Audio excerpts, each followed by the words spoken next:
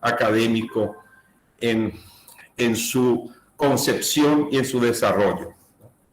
Hoy día tenemos, en el marco del proyecto financiado por CONACYT, que sería el proyecto de investigación de la convocatoria de 2018, con el número 1040, que trata justamente del estudio de los escenarios de negociación relacionados con la revisión del anexo C, y que es financiado por el CONACYT, pero está ejecutado por la Facultad Politécnica.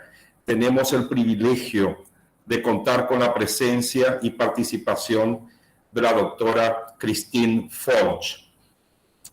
La doctora Folch es bastante conocida y reconocida, no solamente en su país, en países de América Latina, sino particularmente en Paraguay, por los estudios que ha realizado sobre el tema de Itaipú, temas relacionados con la geopolítica, con la hidropolítica de Itaipú y la hidropolítica regional relacionadas con el uso de la energía, con el desarrollo, ¿no?, de Paraguay y de la región.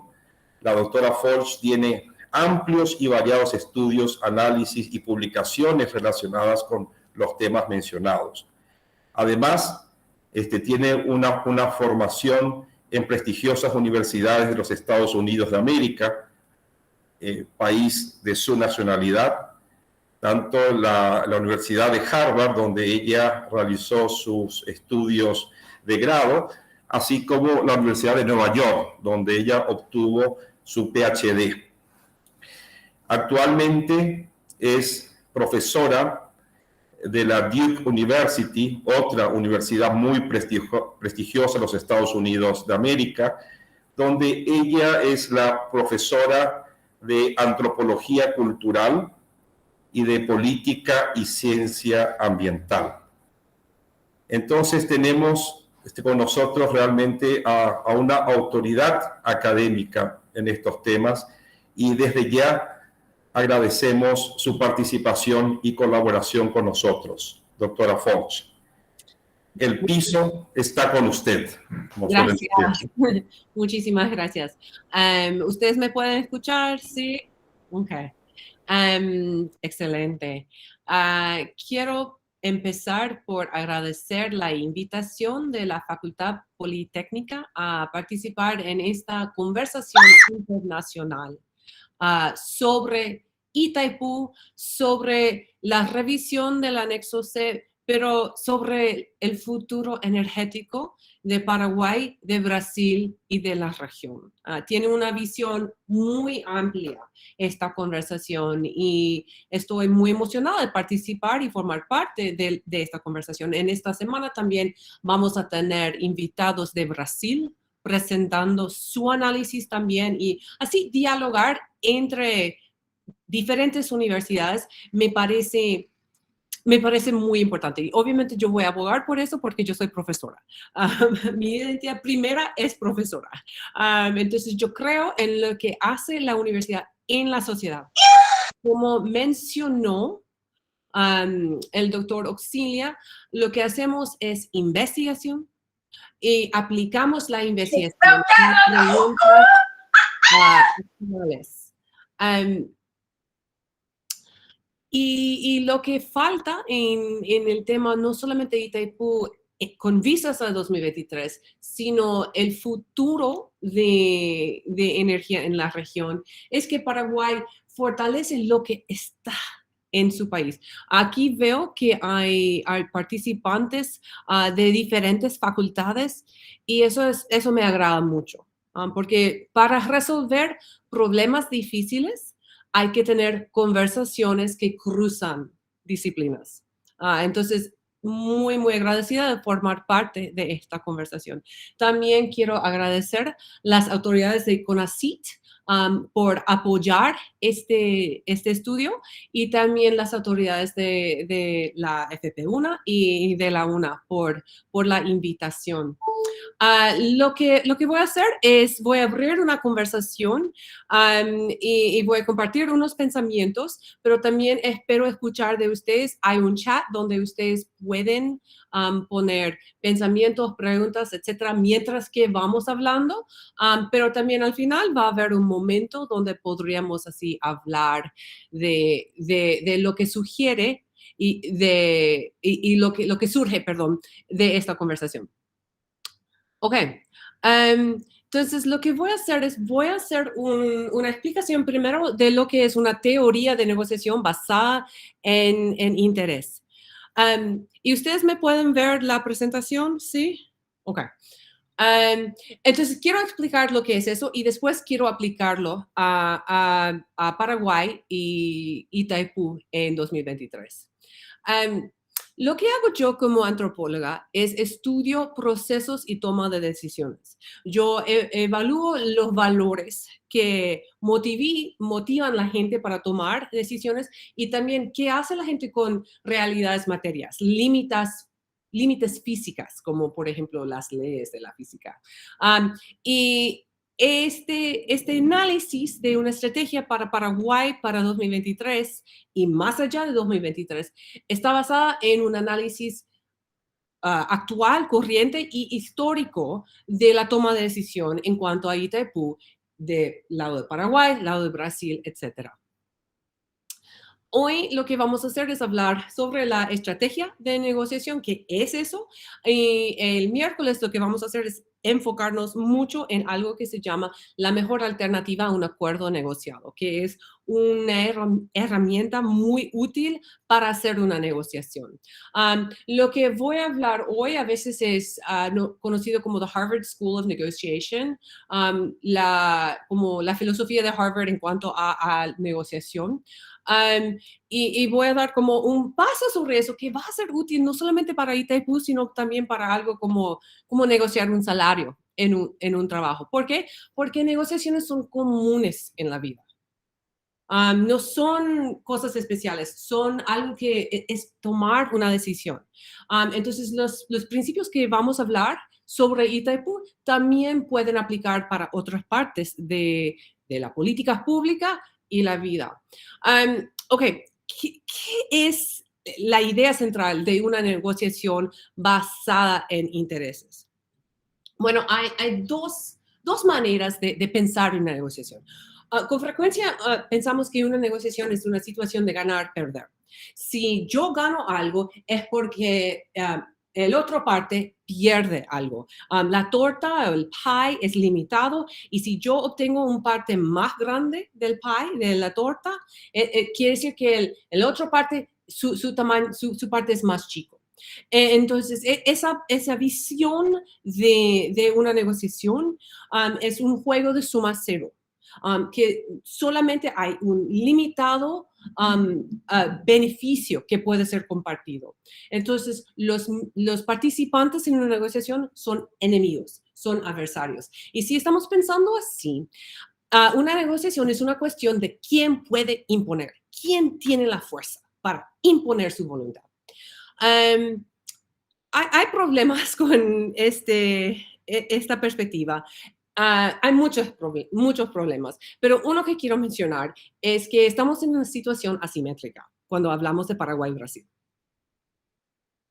Y pensar que hay que pensar cómo imponer no es una estrategia útil en una asimetría así, cuando uno es un poquito más chico que el otro. Pero también no da soluciones muy interesantes una torta limitada. Y esta estrategia, una negociación basada en intereses, es una perspectiva de ganar, de todas las partes pueden ganar. Que se puede expandir la torta, que yo puedo obtener una porción muy grande, pero también mi contraparte también puede obtener una porción grande. ¿Por qué? Porque lo que hemos hecho es pensar soluciones creativas que expanden la torta y no piensan en simplemente un juego de suma cero. En esta situación, en vez de ver a la otra parte como un enemigo, un adversario, estamos pensando quién puede imponer. Nosotros somos socios resolviendo un problema. Puede ser un problema muy difícil. Puede ser un problema como muy difícil. Apenas somos socios, pero pensando en socios, eso te da la capacidad de generar opciones creativas y así se puede ganar por generar más opciones creativas. Eso da beneficio a todas las partes y especialmente en una situación asimétrica, yo creo que eso es una solución muy interesante. Y también la realidad es que, hablando de Itaipú y Paraguay y Brasil, es que ustedes son socios. Son socios, técnicamente. Entonces, yo pienso que esta filosofía de negociación, de ganar, de pensar en socios resolviendo un problema, de generar opciones creativas, es la solución, es la táctica excelente para Paraguay. Y entonces, bueno, ¿qué es lo que hay que rescatar de eso? Bueno, para hacer una negociación basada en intereses o una negociación de ganar, hay que entender que una negociación es, primero es algo algo mental, es algo que requiere preparamiento así psicológico, es algo de actitud. Y la primera cosa que hay que hacer es no personalizar el problema. Es separar emociones y conflictos de personalidad de los temas de negociación. Y esa capacidad de separar los dos hace que las partes pueden enfocar en el tema de negociación y no en si me cae bien o no me cae bien mi otra parte. ¿Por qué? Porque si estoy simplemente pensando me cae bien, a veces no negociamos lo que debemos. Y si no me cae bien, a veces no reconocemos cuando estamos en una situación beneficiosa. Entonces hay que no personalizar el problema. Parte también de un análisis o una preparación psicológica para negociar es realizar que requiere planificación. Uno no entra a la mesa negociadora o así para empezar a hablar sobre el tema sin haber hecho trabajo. Y en una universidad yo sé que eso es como Ah, es como oro para ustedes. Entonces, ¿cómo podemos preparar para una negociación? Bueno, lo que voy a ofrecer hoy es una herramienta pragmática sobre cómo mapear una negociación, cómo tener ideas específicas hechas que ofrecen soluciones a situaciones diferentes. Entonces, lo que voy a hacer hoy es enseñar cómo mapear una negociación, enfocando en unas partes de este mapa para Paraguay y Brasil. El primer paso en el documento que mostré y que ustedes pueden bajar pronto es hay que identificar los stakeholders, a los participantes, los partes interesados de una negociación. Hay que saber quién está en la mesa, quién está hablando sobre la pregunta y quién estaría afectada por la decisión.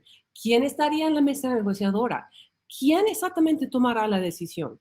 ¿Quién estaría afectada por la decisión? ¿Y cómo influyen los diferentes participantes, los diferentes stakeholders en el proceso de la negociación? Ese es el primer paso. Hay que identificar quién estará afectado, quién tiene interés en la negociación y quiénes son los participantes más importantes o los stakeholders más importantes. Segundo, después de pensar quiénes son los stakeholders, hay que mover por intereses y no posiciones. Hay que primero entender qué es la diferencia entre un interés y una posición.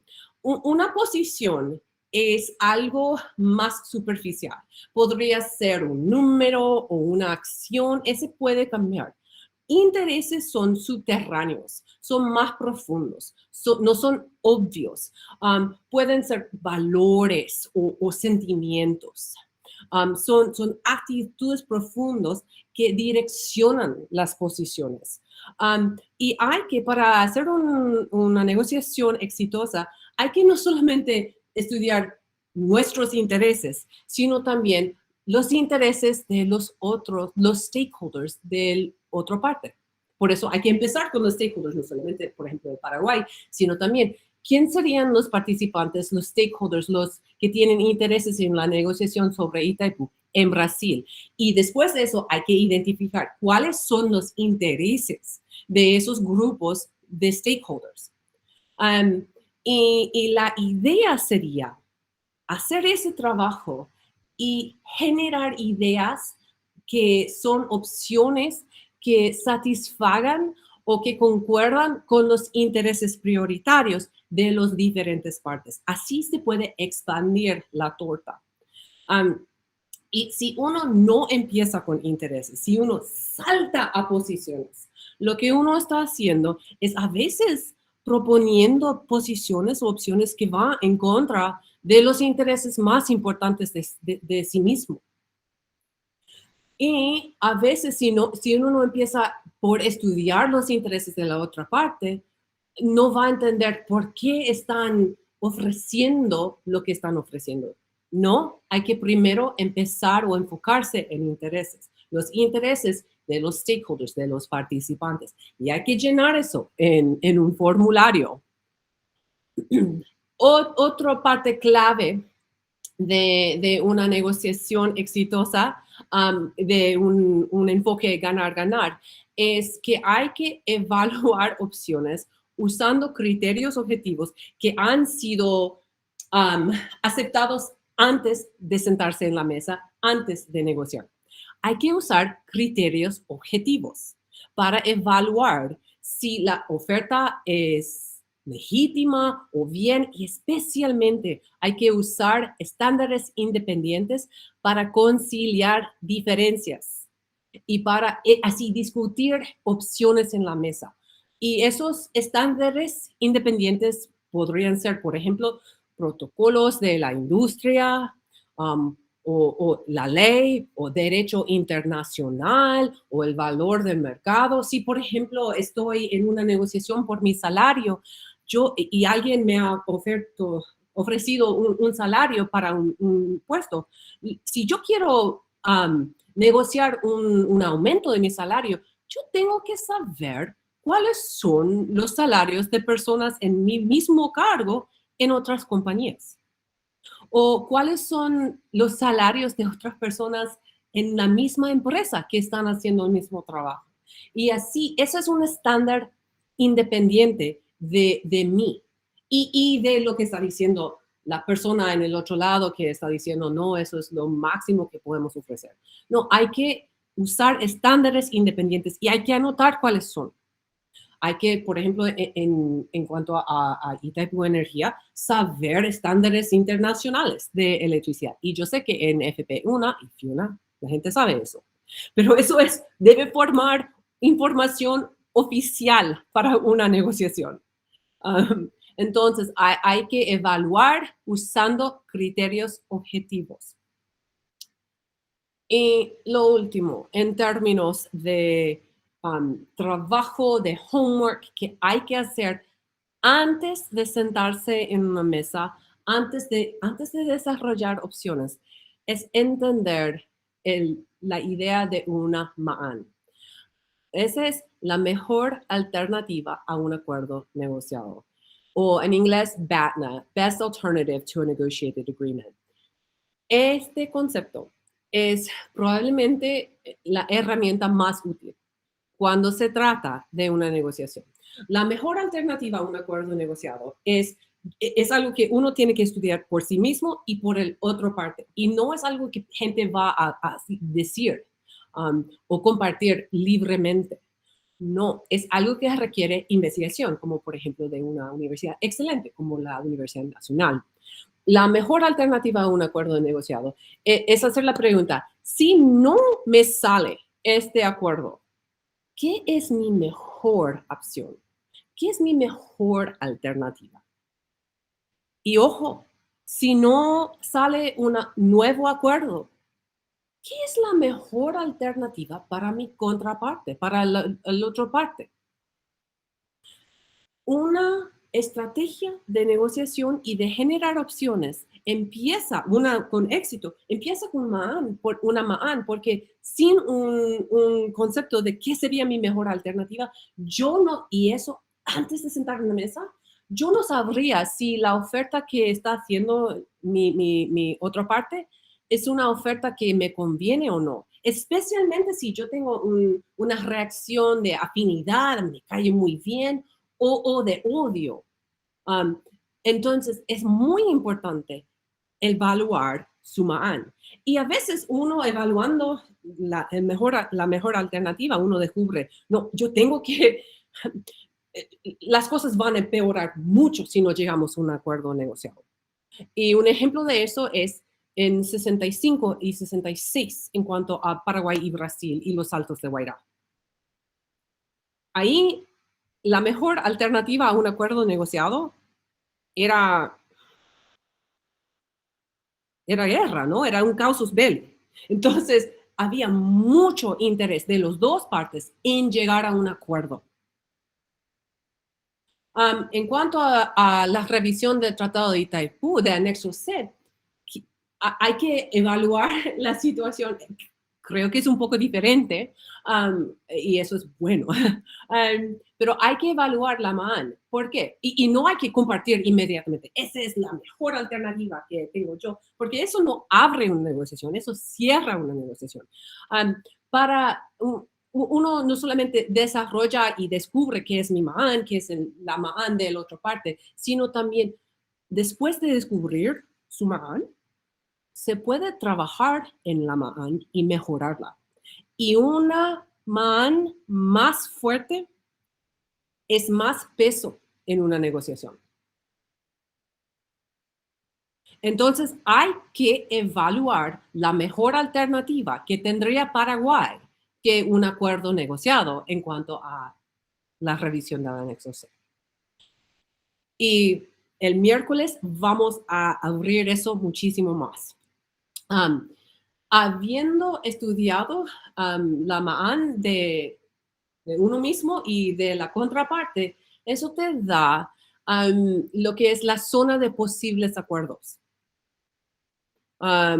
Por ejemplo, si quiero comprar una casa, ¿qué es el número máximo que quiero pagar?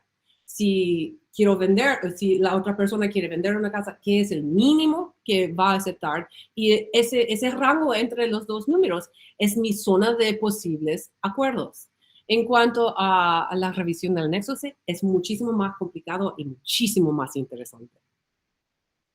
Por eso hay gente de muchos países, en muchas universidades interesadas en esta pregunta, porque no se trata simplemente de un número, se trata de muchos temas, el medio ambiente, cambio climático, industrialización, el agua, desarrollo, política internacional, etcétera, etcétera, etcétera.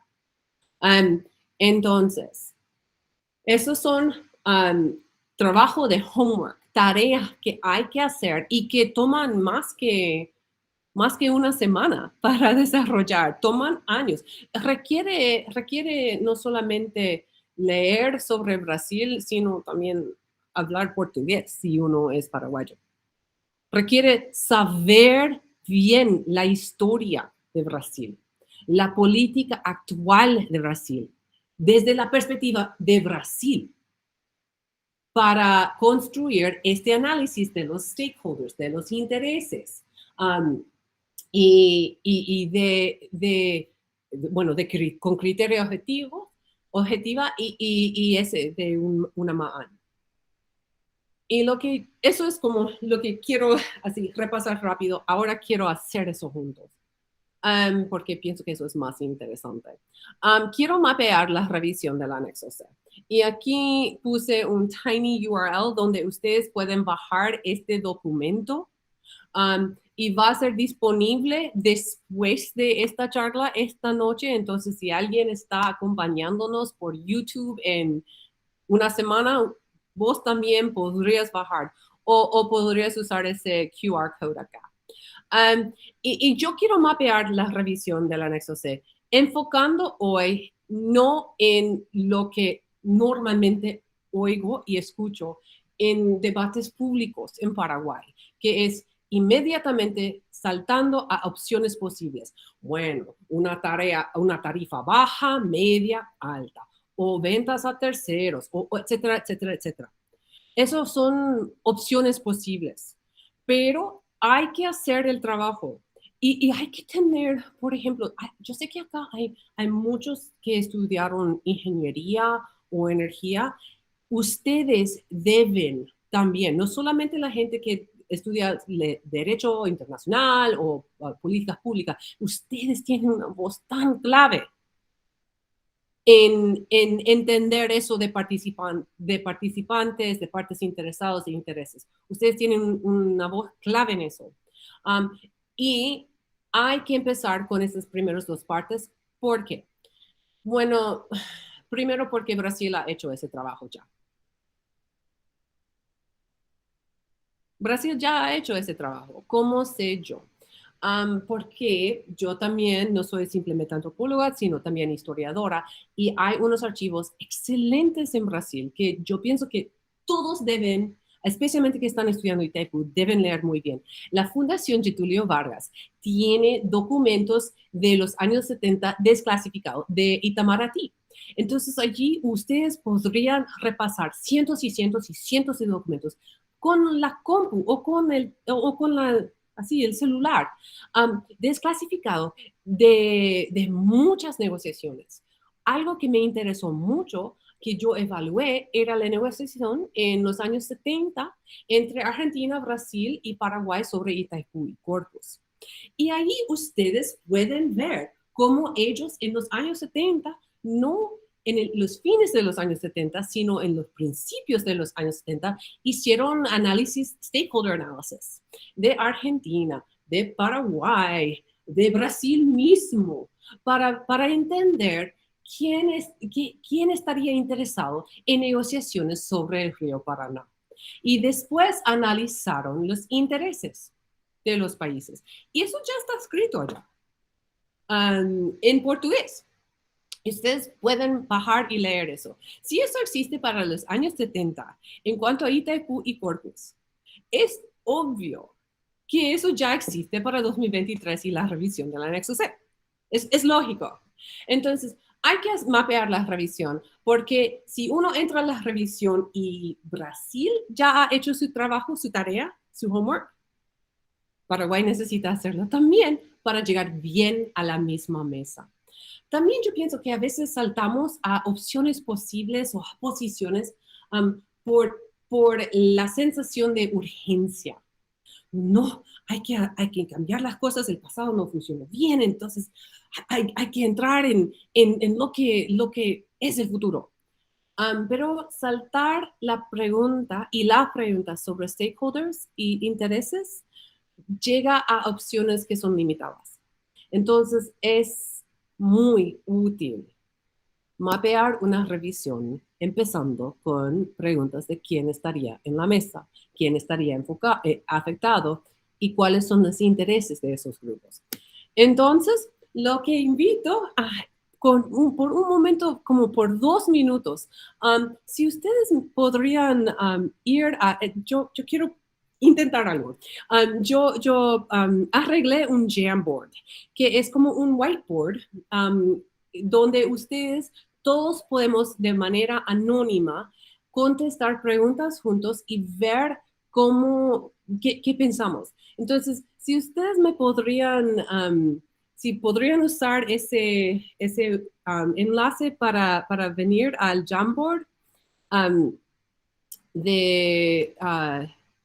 que está, voy a parar de compartir, bueno, ustedes necesitan esto para poder ver. Cristín, Sí, puedes enviar el link en el chat. sí, así, déjame hacer eso así, déjame encontrar dónde está. En el chat. Pueden entrar allá, podrían intentar. ¿Funciona? Sí. Muy bien.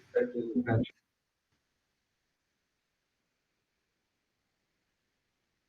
Ok, Cristín, necesita acceso, dice.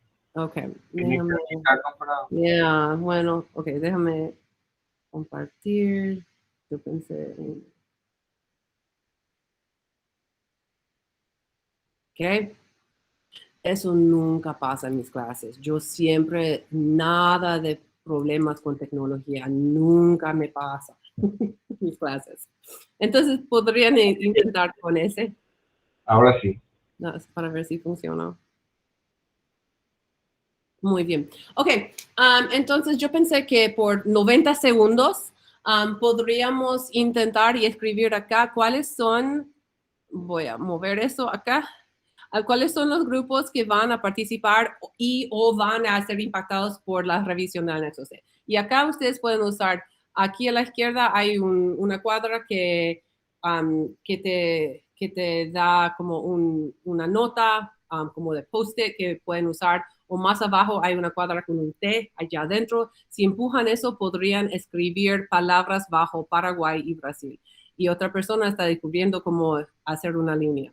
Entonces, aquí en el menú a la izquierda, yo sugiero lo que está inmediatamente abajo de la flecha. Eso sería ideal para usar. Entonces, ideas de cuáles son los grupos que van a participar en la negociación. Muy bien, gracias. Ya. O que van a ser impactados, ¿no? Stakeholders, no es simplemente la gente en la mesa negociadora. Excelente, excelente. Muy bien. Victorio, ¿podría hablar?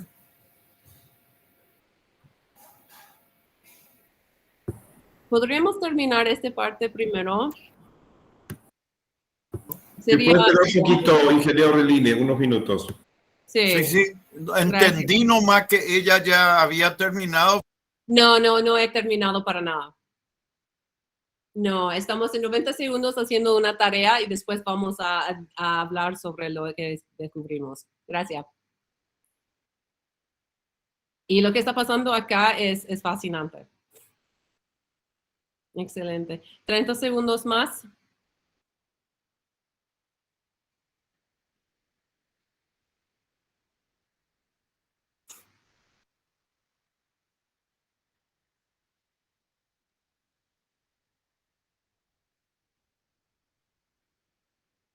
Uh-huh. Excelente.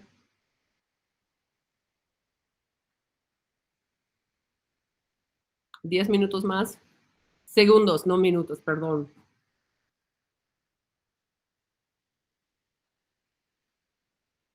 Ya.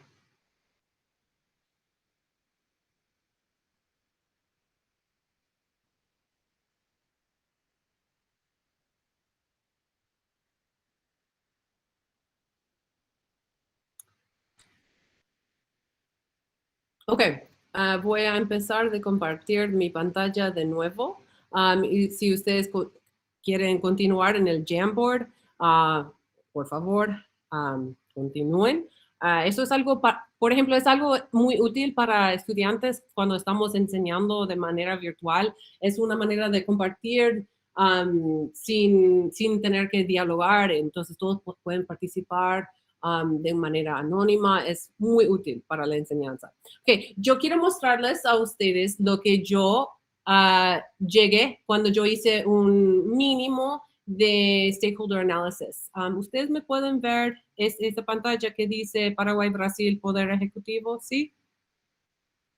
Sí, podemos ver. Muy bien. Ok, entonces yo hice un análisis de los participantes o los partes interesados, de los grupos más interesados y más participantes. Y yo hice eso para Brasil y para Paraguay. Y y no yo solamente, acá en la Universidad de Duke, aunque estamos ahora en Paraguay, tenemos un grupo de estudios sobre Paraguay. Y un laboratorio sobre Paraguay. Y especialmente hemos estudiado el tema de la negociación, pero Itaipú en su complejidad. no solamente como obra de maravilla de ingeniería, aunque es, sino también lo del medio ambiente, lo de la política interna de Paraguay y Brasil y la política internacional, etc. Entonces, basado en nuestro análisis, esto es un repaso a los que son los participantes, los stakeholders de la revisión del anexo C. Hay en los dos lados los poderes ejecutivos, el Ministerio de Relaciones Exteriores de los dos lados, Ministerio de Obras Públicas, Ministerio de Minas y Energía, ANDE, Electrobras, el presidente de los dos países. También hay un papel clave para los congresos nacionales en la revisión del anexo C. También hay la pregunta de los consumidores grandes de electricidad y también el pueblo paraguayo y el pueblo brasilero. Cuando hicimos este análisis, notamos unas cosas que son, y hay otros stakeholders. Ustedes ya mencionaron municipios, distribuidores, etcétera. Pero esos son como, era mi paso a quiénes son los stakeholders. Y cuando vemos eso, hay unas cosas que son fascinantes que notamos. Bueno, primero, para organizar esos 3 grupos de stakeholders, allí arriba hay los stakeholders, el poder ejecutivo, que negocian, que están en la mesa negociadora, que desarrollan opciones, que aceptan, rechazan ofertas. Allí. El papel de los congresos nacionales es aprobar cambios al tratado, al anexo C. Y abajo, los consumidores grandes de los dos lados y los pueblos son los que experimentan los efectos de las decisiones tomadas. Y esa relación entre los stakeholders, entre las partes interesadas es muy interesante. Porque llega a unas observaciones. Primero, esa flecha en amarilla, ustedes pueden notar que arriba hay mucha influencia en la toma de decisión. Y por ejemplo, en el poder ejecutivo, todas esas personas allá, solamente una persona de los dos lados es elegido. Los demás no son elegidos. Pero ahí es la toma de decisión. Después hay aprobar acuerdos. Y ahí, al fondo de la flecha, son los grupos que experimentan los efectos, que no toman la decisión, que no están en la mesa negociadora, pero que experimentan los efectos de la decisión. Y esa relación entre mucha influencia y mucha vulnerabilidad es muy importante. La segunda observación que quiero hacer es ese imbalance muy notable entre Brasil y Paraguay en el poder ejecutivo. Cuando se trata de Brasil, tiene un Ministerio de Minas y Energía y ha tenido por años, por décadas. Mientras tanto, Paraguay tiene un viceministerio que es dependiente del Ministerio de Obras Públicas. Quiere decir que no hay un órgano independiente al nivel del gabinete que es responsable sobre energía. Y eso es fascinante porque Paraguay ya tiene una política energética aprobada hace años. Y en esa política energética llama por un ministerio de energía. Pero por lo que sé, y ustedes me pueden corregir, yo no veo nada de movimiento en cuanto a crear un ministerio que es fuerte, que es lleno, que es capacitado con gente capacitada, con técnicos, con técnicas al mando, con una transparencia de información. No hay un ministerio así y no hay movimiento para eso. Y es muy llamativo ese imbalance. Y hay que hacer la pregunta, ¿por qué? ¿Por qué no hay un ministerio de energía? ¿A quién se beneficia eso? ¿Por qué después de años no ha habido un cambio de eso? En mi país hay un Department of Energy. En Brasil hay un Ministerio de Minas y Energía. Pero Paraguay tiene un viceministerio. Ahí es muy notable un imbalance que también se puede ver como los efectos de eso comparado con el pasado de Brasil. Quiero mencionar de nuevo para un capítulo que escribí en un libro que es publicado en Brasil sobre la triple frontera. Yo hice un análisis, como mencioné, de los años 70 y la negociación sobre Itaipu Corpus. Y ahí se ve que Itamaraty y el Ministerio de Minas y Energía formaban con frecuencia grupos de trabajo semipermanentes para elaborar opciones, para entender situaciones, etc. Al nivel ministerio. Existía eso en los años 70. Es necesario eso en Paraguay, según mi criterio. Es muy llamativo que hay esa diferencia. Otra observación que quisiera hacer está acá en 3 y 4. Y es esta situación entre los consumidores grandes de Paraguay y Brasil. Noto que los consumidores grandes de electricidad en Paraguay son el uso residencial y el uso comercial. ¿Por qué? La industria en Paraguay usa biomasa. Mientras que en Brasil, las industrias brasileñas son los consumidores grandes de electricidad. Y eso es llamativo por algunas razones. Primero, los grandes capitales en cualquier país, las grandes industrias o las grandes empresas hacen que sus voces sean escuchadas por lobby muy fuerte en el Poder Ejecutivo y el Congreso Nacional. De hecho, gente de las industrias y las empresas no solamente hacen lobby, pero de vez en cuando forman parte de gabinetes o son miembros del Congreso, etc. Tienen una presencia muy fuerte entre las industrias y los capitales grandes y así el cúpulo del poder. Pero las industrias paraguayas no usan electricidad, usan biomasa en general. Entonces, es muy interesante que no sé qué serían sus intereses o su enfoque en esta negociación tan importante. Mientras tanto, en Brasil, las industrias tienen una perspectiva muy clara sobre sus intereses y hacen lobby por sus intereses al cúpulo de poder en Brasil. En Paraguay, los consumidores grandes son más el pueblo paraguayo. Y los pueblos de Paraguay y Brasil son los stakeholders más importantes. Más importantes. Aunque no están en la mesa negociadora, son los stakeholders más importantes.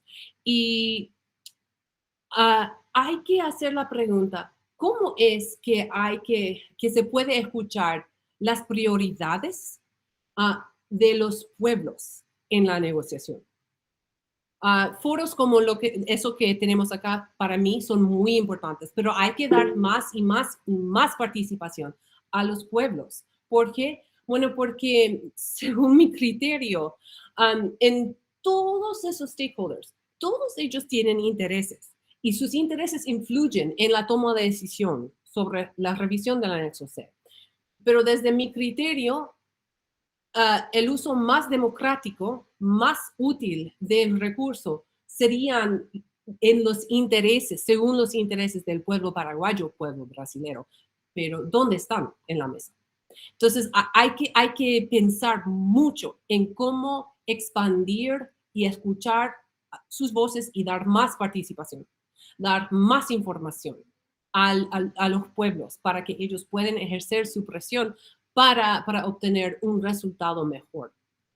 Esas son unas observaciones que doy cuando veo nuestro análisis de los stakeholders. Ahora, quisiera tocar el tema de los intereses de los stakeholders. Y también tengo otro Jamboard acá. Si ustedes, voy a compartir por un segundito y podríamos pasar 60 segundos, no mucho, en este Jamboard, haciendo una descripción, un análisis de cuáles son los intereses más importantes, las prioridades que tienen las partes en la revisión del anexo C y o a la Itaipu binacional. Quiero abrir un poco de espacio para escuchar sus ideas así escritos acá también. Entonces, 60 segundos para pensar cuáles son los intereses más importantes. Y acuérdense que intereses son muy profundos.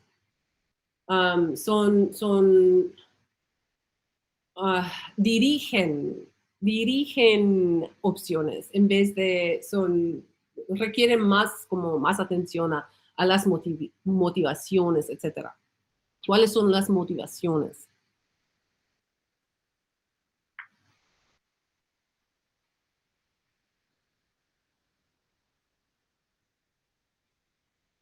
Muy bien.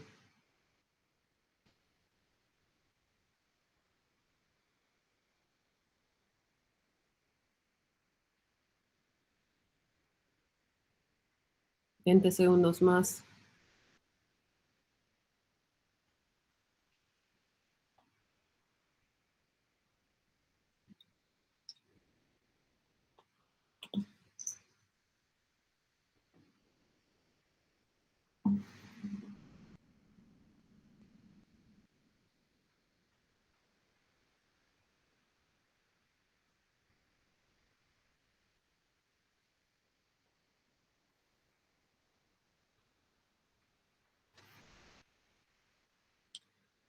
Okay.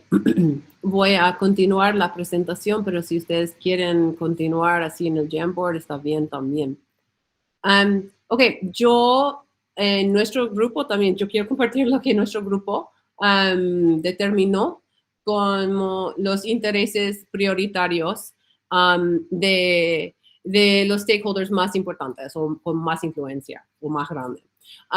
Y desde nuestra perspectiva hay una diferencia bastante notable entre Paraguay y Brasil.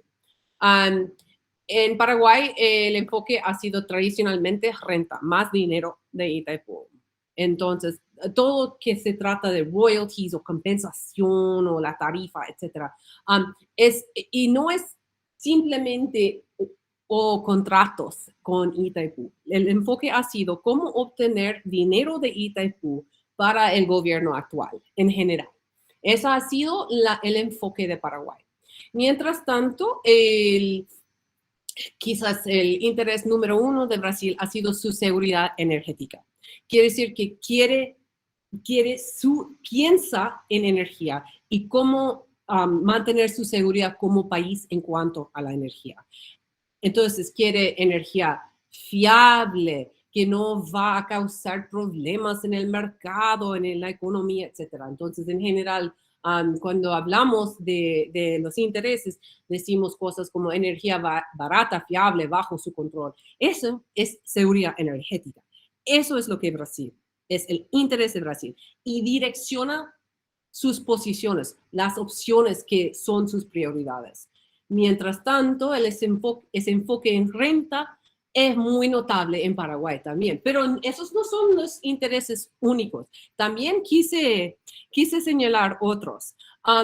Y eso es lo que esa persona que escribió mantener buenas relaciones con Brasil en los intereses de Paraguay me parece muy, muy astuto.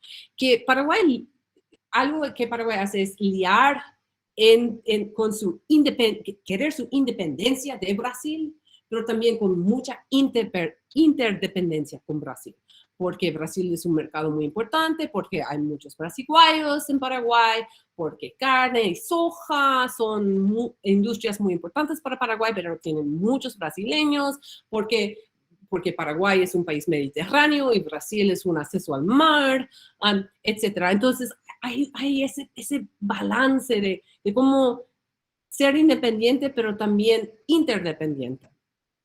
Otro interés en Paraguay es la guerra de la Triple Alianza, que es una memoria dolorosa y presente en Paraguay y influye en la negociación, influye en el tema de Itaipu. Notablemente, eso no está en el lado de Brasil. Entonces, a veces no hay como confusión sobre lo que está pasando porque los intereses de Paraguay se tratan de independencia y la guerra, y Brasil está pensando en seguridad energética. Entonces, para Paraguay, el tema de soberanía es muy importante cuando se trata de Itaipu, mientras que para Brasil, seguridad energética es muy importante. También en Brasil vimos un deseo de apoyar sus industrias, incluso Eletrobras, y eso es no solamente las industrias que no son estatales, entonces estatales, media estatales, ahora como Eletrobras y privados. Hay un interés profundo de Brasil en cuanto a Itaipu, en términos de la electricidad, pero también la contratación ha sido apoyar sus industrias. Y finalmente, hay un interés muy fuerte en la no injerencia de terceros en temas bilaterales en Brasil. Brasil quiere cerrar el tema entre Brasil y Paraguay, no con Argentina quejándose de que van a construir una represa aguas arriba y entonces Argentina va a construir una represa aguas abajo allí cerca de Encartación y quizás también en Corpus y levantar el embalse para afectar the head de Itaipu. No quiere la injerencia de terceros regionales y especialmente no quiere la injerencia de Estados Unidos, de nosotros acá, los Yankees. Eso es un interés profundo de Brasil cuando se trata de Itaipu.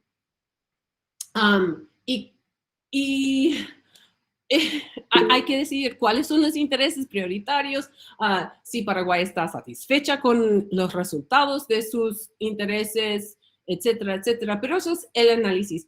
Y de allí hay que empezar para entender lo que está pasando en la mesa negociadora o lo que está pasando en el público en cuanto a Itaipu. Ok, ahí voy a tomar preguntas. Es un tiempo de preguntas y debate y voy a parar de compartir para poder ver ustedes y escuchar sus ideas, sus comentarios. Yo sugiero escribir mensajes también porque así podemos comunicar con muchos, no solamente hablar, pero los dos, escribir y hablar. Gracias.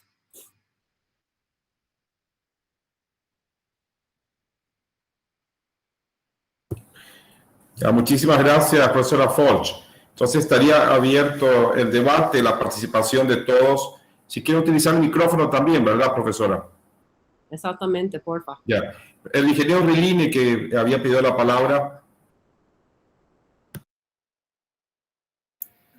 Gracias, Auxilio. Estuve analizando bien lo que la doctora Cristina dijo y me quedé preocupado porque hace rato yo comparto lo que usted dice. Ya Brasil ya tiene todo preparado, su estrategia. Y quiero aclararle más. Mediante portaría le dice eso, yo creo una ordenanza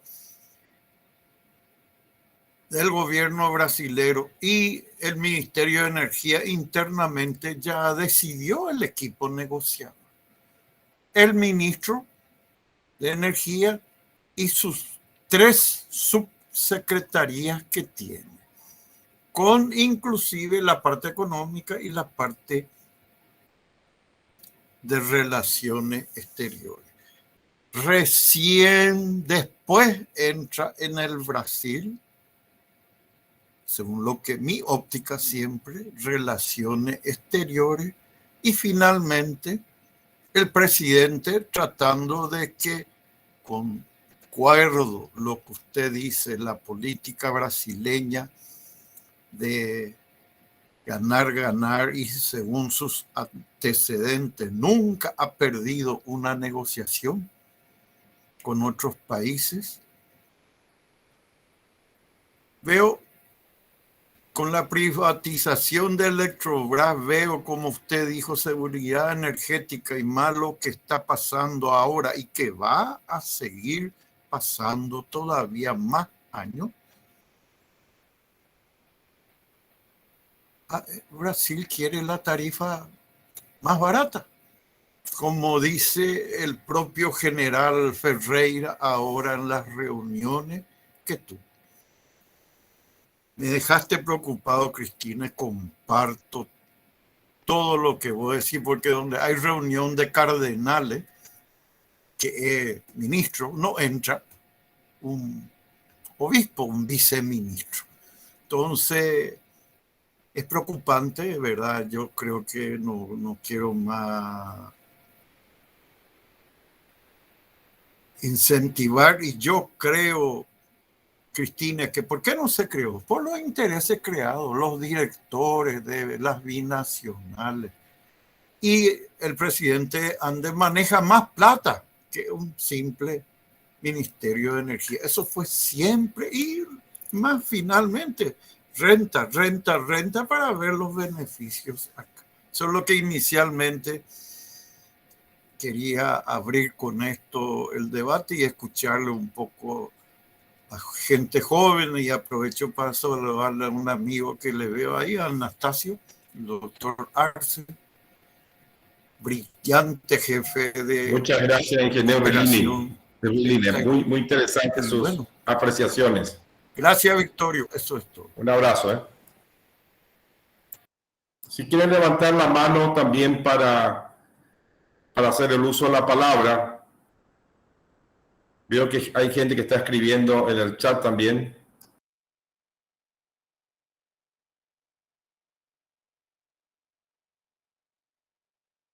Y ya la profesora Foch también ya está respondiendo algunas preguntas o inquietudes que van surgiendo en el chat. Yo quisiera hablar sobre esa pregunta tan importante que hizo Trinidad de Jesús Ledesma. ¿Cuál es la mejor opción para el Paraguay? ¿Tarifa baja o mantener la misma tarifa? Yo pienso que esta pregunta, si empezamos con esta pregunta, estamos un poquito como, damos vueltas, muchas vueltas. La realidad es que si empezamos con la pregunta, ¿qué es el interés de Paraguay? Y mejor dicho, ¿qué sería el interés no solamente de los políticos que están haciendo la negociación o congreso, etcétera, que ustedes elaboraron de manera muy linda en el Jamboard, pero ¿qué sería el interés de Paraguay, de los jóvenes en Paraguay? Yo tengo un jovencito que tiene su cédula paraguaya y nació en Estados Unidos. Yo estoy y él tiene una hermana, estamos muy, yo tengo interés en el futuro de Paraguay, estoy diciendo. Y cuando pensamos en eso, cuando pensamos en el interés del pueblo de Paraguay y el pueblo de Brasil, pero pensando en Paraguay, porque aquí estamos, el interés de Paraguay en Itaipú es desarrollo de calidad. Punto. Itaipú es una herramienta para desarrollo y vida de calidad. Punto. Full stop. Nada más. Ahí está. Y la pregunta es, ¿cómo podemos usar Itaipú para llegar a esa meta? Pero si empezamos con interés, eso aclara mucho, porque una tarifa baja podría ser útil. Una tarifa alta podría ser útil si usamos los recursos para llegar a un desarrollo de calidad. Y la pregunta sería, ¿cómo podríamos usar? Entonces, eso es ganar. Tarifa baja, Paraguay gana. Tarifa alta, Paraguay gana. ¿Por qué? Porque Paraguay tiene un plan. Entonces, por eso empezamos con intereses, para decir que es tan increíble para mí que Paraguay no tenga un Ministerio de Energía. Y yo conozco que en FIUNA y FP1 hay gente que debería estar podrían estar en el Ministerio de Energía. Quizás ustedes solamente pertenecen a la universidad. Universidad. Pero ustedes son capaces. Yo sé, conozco. Pero segundo, para mí es una sorpresa que no hay un plan de industrialización de cómo aprovechar de la energía de Itaipú. Desde el principio no había, desde el principio. Yo he mirado archivos, yo soy historiadora también, soy fanática de ver y leer archivos. No veo, pero sí he visto documentos y documentales brasileños de los años 70 y 80 hablando en portugués al público brasileño sobre lo que es Itaipú en cuanto a Paraguay y hablan de su potencial de industrialización. Entonces, el mensaje que Brasil dio a sí mismo sobre Itaipú en Paraguay era que Paraguay iba a industrializarse con Itaipú y formar un socio muy interesante con Brasil. La pregunta es, ¿por qué no hay un plan de industrialización? ¿Por qué no hay un plan de aprovechamiento? Hay que hacer un plan. Y si hacemos un plan, tarifa baja, tarifa alta, importa, pero no importa. Entonces, yo pienso que tu pregunta es excelente, pero con esa pregunta hay que ir a la otra pregunta. ¿Qué sería el interés? Desde mi perspectiva, desde nuestro criterio en la Universidad de Duque, en nuestro grupo de trabajo, es la calidad de vida y calidad de desarrollo.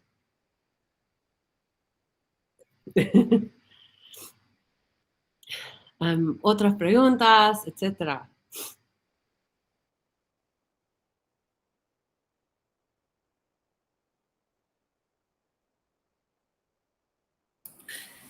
Es muy interesante lo que usted coloca, doctora Folch, ¿no? Por el tema de la industrialización. Desde luego que no hay mejor segmento de la sociedad que pueda usar energía eléctrica que la industria. Mientras que en nuestro país la industria es un segmento que prácticamente no utiliza energía eléctrica. Y cito otro segmento que también podría utilizar energía eléctrica y no lo hace, que es el transporte. Hace unos 30 años, yo recuerdo muy bien, tal vez un poco más, en realidad 40, ¿no? Yo andaba en tranvía, iba al colegio en tranvía, aquí en Asunción, en tranvía eléctrico. Sí, había un transporte eléctrico, desapareció. Hoy día tenemos algunos vehículos eléctricos que están en funcionamiento en el país, pero muy pocos. Se hizo un proyecto de Metrobús y no se pensó en la energía eléctrica por decisión del gobierno en ese momento. Es decir, y son cosas que ya, inclusive de Bernardi, en la década de 1970 y 80, hablaba. Se escribía, además de Bernardi, Canet escribía en los periódicos con relación a trenes eléctricos, ¿no? No solamente no tenemos un plan de industrialización del país que responda, diríamos así, a esa, o que aproveche la oportunidad que tenemos, tampoco tenemos un plan maestro de transporte que considere esas oportunidades de tener posiblemente el único país con transporte verde, basado en energía eléctrica, con base renovable. Entonces, hay cuestiones que deben ser discutidas no solamente en el sector energético, sino en los otros segmentos, aquellos que utilizan también energía, ¿no? Y le cedo la palabra aquí al ingeniero Ricardo Careaga.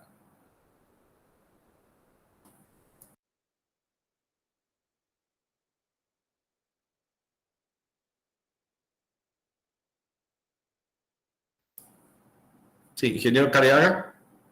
Perdón. Gracias, doctor. Y aprovecho para saludarle a la profesora Cristín y a los organizadores. Está genial este taller. Nada, quería nomás consultarle a la profesora Cristín. Ya escuché hablarle sobre el potencial de desarrollar hidrógeno verde y cómo usted ve la posibilidad de, bueno, así como vi también el ingeniero Trinidad de Jesús, resaltó en el chat que, bueno, nuestra infraestructura eléctrica, siendo realistas, ¿verdad? Creo que tenemos un buen periodo de tiempo de desarrollo para poder hacer una explotación y desarrollar la industria. Entonces veo nomás cómo podemos desarrollar la industria del hidrógeno verde, digamos, más centralizado en eso, ¿verdad? Y escuchar el punto de vista, ¿verdad? De la profesora Cristín, que ya estuvo desarrollando este tema. Gracias. Gracias, Ricardo. Gracias por la pregunta. Y qué gusto escuchar de vos de nuevo. En términos de hidrógeno verde, yo pienso que, en Paraguay hay unos dichos que Paraguay dice con frecuencia, pero a veces son muy ciertos. Y cualquier cosa que dice Roabastos es cierto. Cuando él describió Paraguay como una isla rodeada de tierra, eso es profundo. La pregunta es, ¿qué tienen que hacer las islas? Tienen que desaislarse. Tienen que hacer conexiones. Inglaterra, en Estados Unidos hablamos inglés porque Inglaterra supo desaislarse. Supo hacer conexiones con todo el mundo. Podemos criticar eso también. Pero supo hacer eso. O los tigres asiáticos también supieron desaislarse. Ahora bien, Paraguay tiene que hacer eso y para el hidrógeno verde también hay que hacer eso. Hay socios de otros países que podrían venir y construir fábricas de hidrógeno verde, que lo harían no porque son hadas, sino porque tienen un interés económico en desarrollar industrias de hidrógeno verde que podrían ser socios muy interesantes para Paraguay. Yo quiero señalar, los alemanes están trabajando a full ahora pidiendo propuestas para desarrollar industrias de hidrógeno verde en el mundo para satisfacer sus requerimientos de llegar a carbon neutrality, así de ser neutro de carbono en tantos años, etcétera. Y los alemanes están haciendo reuniones abiertos con Chile, Paraguay y Uruguay. Yo asistí en una reunión, habían como 35 personas, yo, un paraguayo y el resto eran de Chile y Uruguay. Hay que ver más, y los anfitrionas eran alemanas. Y alguna alemana en Paraguay. Entonces, hay que haber más conexión, por ejemplo, con Alemania para remitir propuestas a ellos y sus fundaciones, su banco de desarrollo, etcétera, para construir eso en Paraguay. Porque, Ricardo, tu pregunta es muy importante. Estas ideas son factibles, pero no son fantasías así como magia. Hay que construirlo y para construirlo implica desarrollar socios que no son simplemente los vecinos, aunque los vecinos también están bien. Y hay que también, eso implica un cambio en cómo funciona Paraguay, porque hay que tener seguridad no energética, sino jurídica para atraer compañías así. Y por eso yo pienso que una industrialización verde es una oportunidad estratégica para Paraguay. No construir las cosas que no fueran construidas en el siglo XX, sino las cosas en el siglo XXI que son más las industrias, las tecnologías más eficientes, más locales, más diversificadas, que pueden lidiar contra el cambio climático, la sequía que es notable en la costanera de Asunción.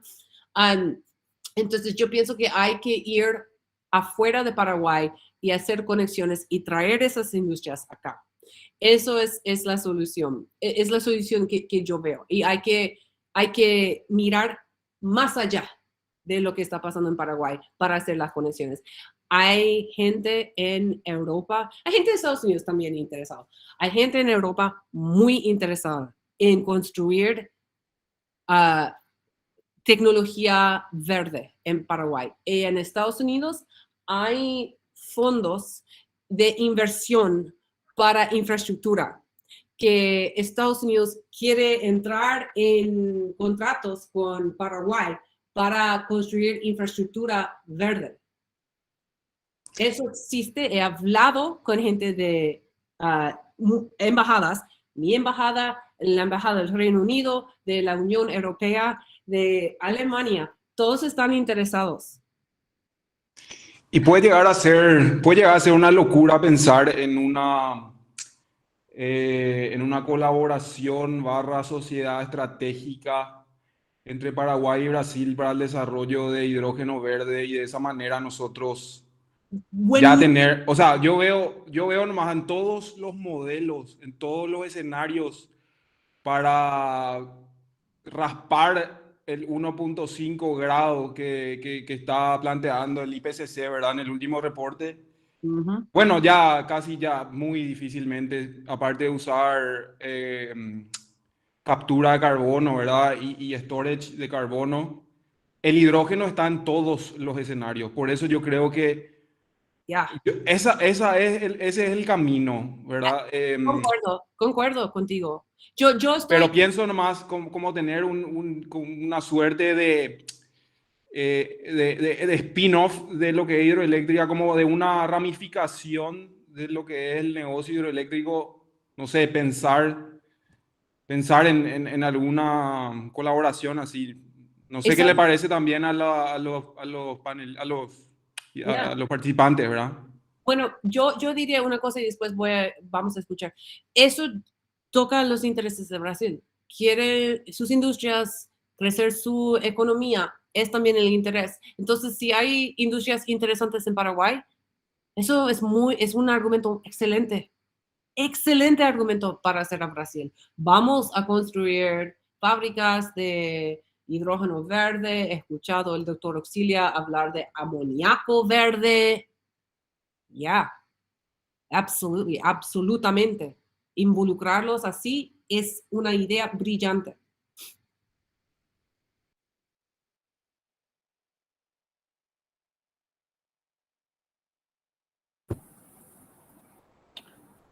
Toda esa, diríamos, esa propuesta de industrialización, doctora, que usted también ya varias veces hemos conversado, ¿no? Y con Hildo Sauer también, ¿no? El tema, por ejemplo, de la construcción o el ensamblaje de vehículos eléctricos, ¿no? Considerando también que tenemos muy cerca las principales reservas de litio en el mundo, ¿no? Las reservas de cobre las principales están en Chile, las de litio en Bolivia, Argentina, Perú, ¿no? Es decir, tenemos materiales cercanos, las baterías pueden ser fabricadas ya sea en Bolivia o aquí, ensamblar los vehículos eléctricos aquí, tenemos tecnología cercana de otros países, ¿no? Es decir, trabajar desde el punto de vista de integración productiva, lo que estaba planteando aquí el ingeniero Careaga, ¿no? Por ejemplo, ¿no? Yo creo que no hay impedimento para que industriales paraguayos y brasileños, ¿no? Trabajen en conjunto, ¿no? Inclusive con industriales de otros países, de Estados Unidos, ¿no? Porque finalmente siempre vamos a caer en la necesidad no solamente de tecnologías, sino de capital, de inversiones, y eso hay que ir a buscar muchas veces fuera de la región, ¿no? Pero tiene que haber una hoja de ruta también para los empresarios paraguayos, ¿no? Y yo creo que eso también ha faltado, ¿no?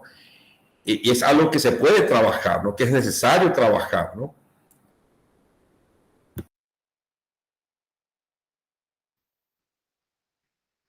Yo creo que sí, y también yo creo que, y yo sé que ya estábamos llegando a la hora, pero quise decir que parte clave de diálogos como lo que estamos teniendo acá es que hay que desarrollar una estrategia de comunicación e imaginación que puede pintar una visión de un Paraguay, ¿no? No Suiza, no Noruega, sino Paraguay, con quinchos, con mandioca, con tereré, Paraguay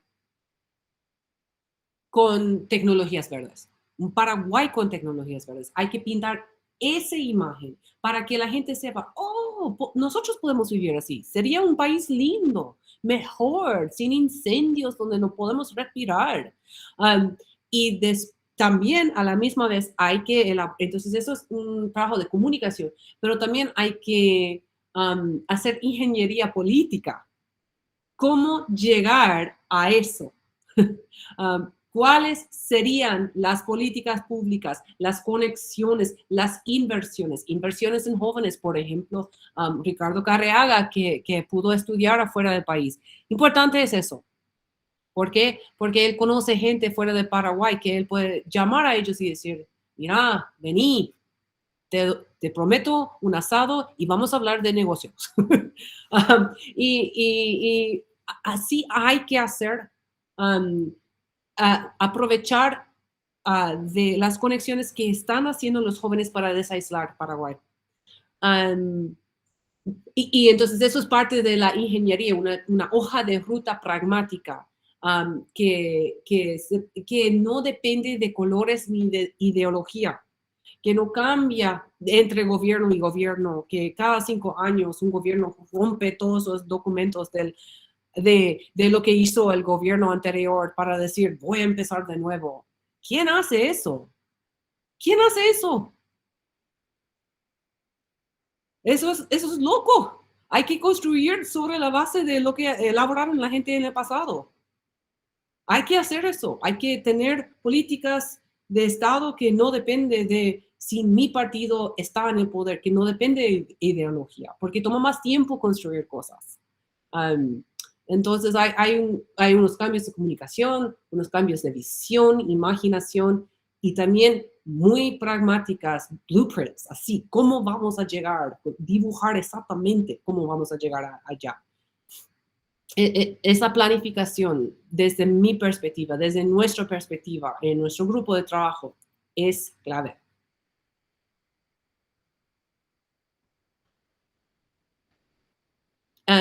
Bueno, yo quiero hacer una invitación a miércoles. Miércoles quisiera elaborar, como Ricardo Carreaga compartió un documento donde han estudiado las MAANES de Brasil y Paraguay. Quiero también hacerlo acá. Es donde temas de ingeniería son muy útiles de entender para mapear las opciones, pero no solamente de ingeniería. Ahí hay también trabajo de abogados, de economistas, de gente en desarrollo, todo eso. Entonces, miércoles vamos a intentar de desarrollar, de estudiar un poco la MAAN de Brasil y también, pero enfocarnos en la MAAN de Paraguay y hacer como desarrollar el conocimiento de unas herramientas de análisis que nos ayudaría a hacer eso. Entonces, ustedes todos están invitados miércoles a las 19 para continuar esta conversación, pero yo sé que hay otras conversaciones que van a ser dadas esta semana también. Sí, muchas gracias, doctora Cristina. Realmente le vuelvo a decir, estoy feliz de escucharla, pero me deja preocupada porque usted mismo tiene más visión geopolítica y geoestratégica que lo que hoy tienen que negociar. Es preocupante, doctora. Ojalá salga adelante por esta brillante juventud que tenemos. Gracias, Victorio. Gracias, Eduardo. Y mis felicitaciones a la Politécnica. Que tengan buenas noches. Muchas gracias, profesor Alejandro. Gracias, profesor Line. Un momento, antes de salir, para continuar un poco con esto, me parece interesante lo que dijo la profesora Cristina, que necesitamos que la sociedad participe. ¿Verdad? Eso dijo la profesora Cristina, la sociedad tiene que participar, es decir, nosotros tenemos que participar. Y en base en eso, les quiero pedir, ¿sí?, que nos ayuden con una encuesta que vamos a enviar. Ahora les voy a enviar el link en el chat, ese es el chat, para poder completar. Por ejemplo, ahí tenemos la sociedad tiene que participar, dijo Cristina. Es fundamental. En uno de los trabajos que se publicó también dijo que la sociedad debe participar. O sea, no puede estar ausente y los tomadores de decisiones deben escuchar a la sociedad. Entonces, si nos pueden completar, ahí sí tenemos 5 criterios: el económico, ambiental, social, político y jurídico. ¿Ok? ¿Cuáles serían lo más importante para la negociación de Itaipú? Según ustedes, desde su punto de vista, ¿cuál de los criterios es más importante? ¿Cuáles podrían ordenar eso según sus experiencias? Ya, Eduardo, ¿lo haríamos ahora? ¿Tendríamos tiempo para hacerlo ahora en 5 minutos? Sí, sí, es bastante rápido. Es bastante rápido. Eso es bueno entonces comunicar, ¿no? Y entonces mientras la gente está respondiendo al formulario, que tiene algunas preguntas, yo entiendo que esto va a ser utilizado después en talleres posteriores. Los resultados que vamos a tener en este ejercicio van a ser presentados y van a servir también para ejercicios posteriores. Vamos a conocer los resultados, ¿no? Eso creo que es importante también destacar, ¿no? Hace parte de todo este trabajo, ¿no? Y bueno, y agradecerle a la doctora Christine Force por la excelente conferencia, ¿no? De este seminario que nos ha proporcionado, ¿no? Y destacar esa necesidad, que lo estaba diciendo la doctora en su discurso final, ¿no? En la que decía la necesidad de una actitud, yo diría, ¿no? Una actitud nuestra aquí de Paraguay para enfocar estos problemas, ¿no? Y convertirlos en soluciones para nosotros, en soluciones adecuadas, apropiadas, ¿no? Y que tengan el rostro de Paraguay, ¿no? Y eso es un cambio de actitud, un cambio de actitud en el que debemos trabajar todos en conjunto, no es tirotearle uno al otro, ¿no? Como si fuésemos sectores enemigos, ¿no? Esa es una cuestión bastante de acá, ¿no? En la que uno le estira el tapete del otro, ¿no? Uno está tiroteándole al otro, ¿no? Sin aportar muchas veces nada, ¿no?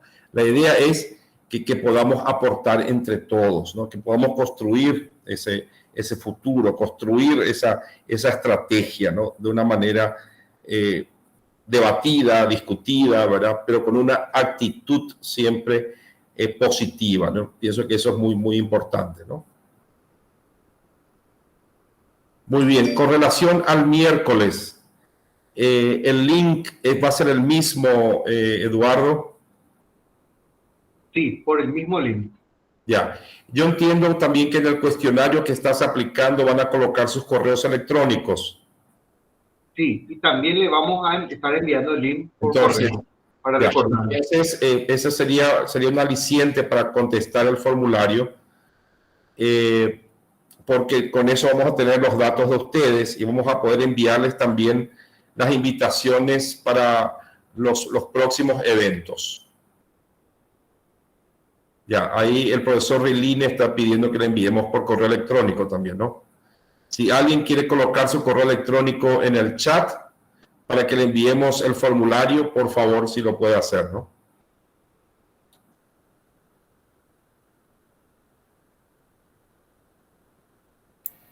Ok, me despido. Buenas noches, Cristine. Buenas noches, Victorio y Eduardo. Gracias. Hasta luego. Buenas noches, profesor Riline. Muchas gracias. Profesor, antes que se vayan, ¿podrían encender sus cámaras para sacar una foto grupal? ¿Apagar la cámara? No, encender lo que Yo tengo prendido, todo faltaría, ¿verdad? Sí. Perfecto. Muy claro, Cristina, pero me deja preocupado. Te vuelvo. Bueno, yo estoy preocupado también, pero por eso hay esta conversación que está anfitriando esta vez a FP1 y hay que participar más y más en la conversación, y la mesa redonda de la semana que viene hay que así impulsar eso. Sí, señora.